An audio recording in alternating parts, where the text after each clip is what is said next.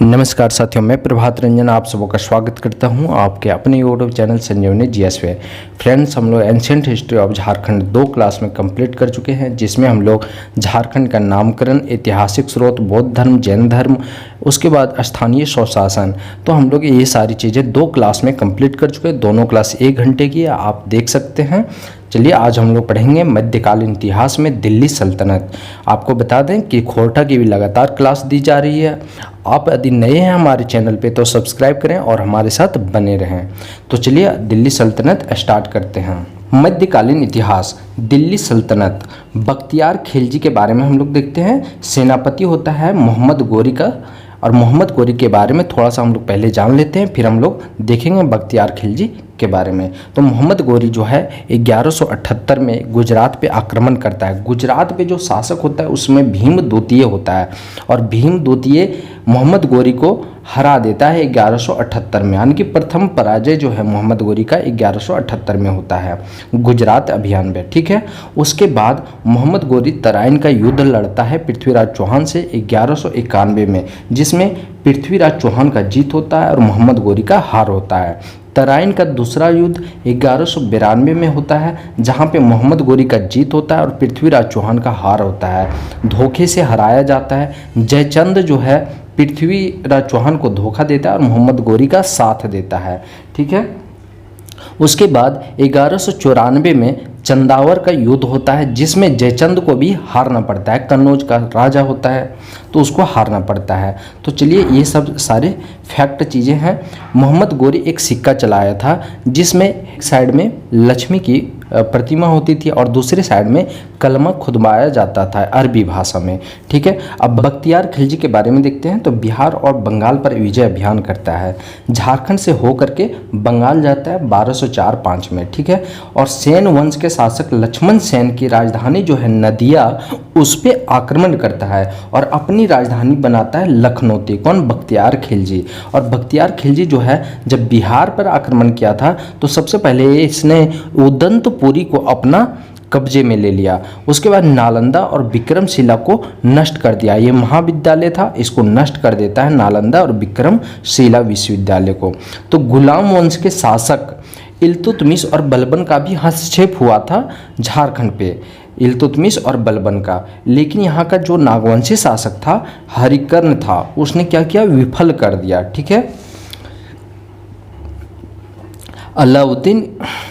अलाउद्दीन खिलजी का सेनापति छज्जू मलिक ने 1310 ईस्वी में छोटा नागपुर पर आक्रमण किया और कर भी वसूल किया था। ठीक है, कौन? छज्जू मलिक। एक होता है मलिक कफूर। ठीक है, अलाउद्दीन का सेनापति होता है मलिक कफूर, जिन्होंने दक्षिण भारत पर विजय अभियान चलाया था।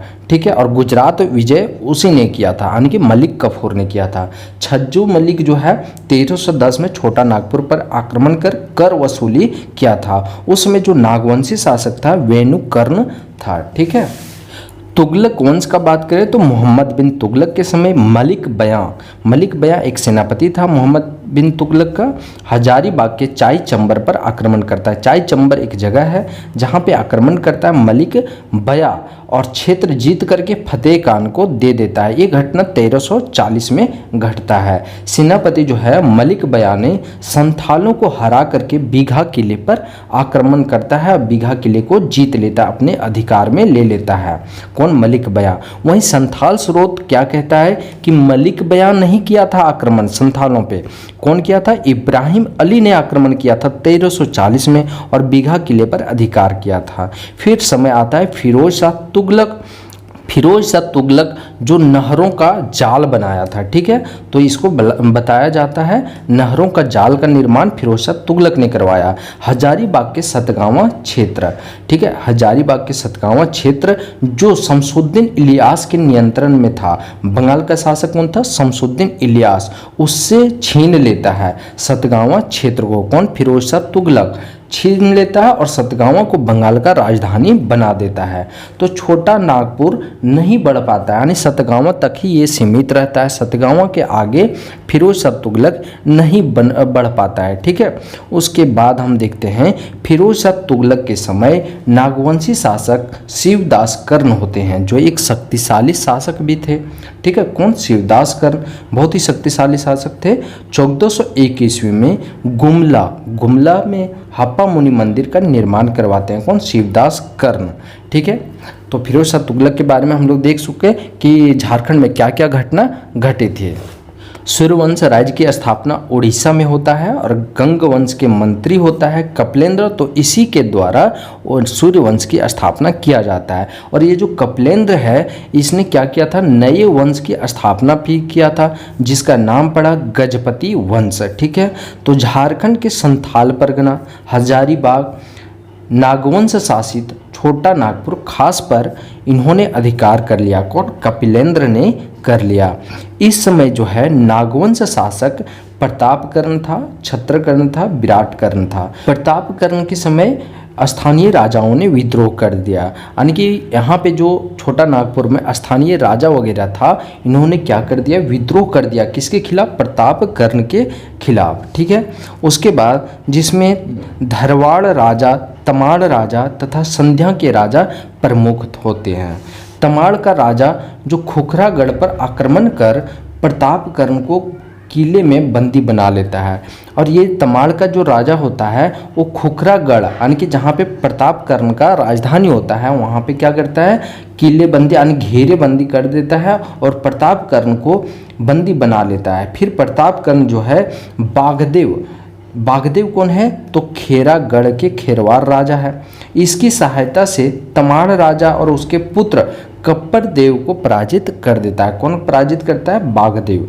प्रतापकर्ण सहयोग के बदले, इस सहयोग के बदले जो बागदेव ने सहयोग किया था, तो उसके बदले में इसे कर्णपुरा क्षेत्र दे देता है प्रतापकर्ण। ठीक है, प्रतापकर्ण के बाद शासक होता है छत्रकर्ण और छत्रकर्ण नागवंशी शासक बनता है। प्रतापकर्ण के बाद कोराम्बे में रक्सेलों और नागवंशों के बीच एक युद्ध हुआ था, भीषण युद्ध हुआ था। तो इसलिए हम कोराम्बे को हल्दी घाटी भी कहते हैं और हल्दी घाटी के नाम से जानते हैं। कृष्णदास कविराज की रचना चैतन्य चरितामृत अनुसार 16वीं सदी के प्रारंभ में कृष्ण उपासक वैष्णव संत चैतन्य महाप्रभु जो हैं वो मथुरा जाने के क्रम में कोराम्बे में रुके थे। यहाँ पे कहा जा रहा है कि कृष्ण भक्ति में चैतन्य प्रभु जो हैं वो कहाँ पे जा रहे थे? तो मथुरा जा रहे थे और उस क्रम में कहाँ पे रुके थे? तो कोराम्बे में रुके थे। कब की बात है? 16वीं सदी में। ठीक है, तो उसके बाद हम लोग देखते हैं उस समय नागवंशी राजा जो था चच्छा कर्ण था। संथाल क्षेत्र के तिलैयागढ़ दुर्ग का उल्लेख चैतन्य चरितामृत में मिलता है, यानी तिलैयागढ़ में जो किला है, दुर्ग है, उसका भी जिक्र मिलता है। चैतन्य चरितामृत जो बुक है लिखा हुआ, उसमें मिलता है।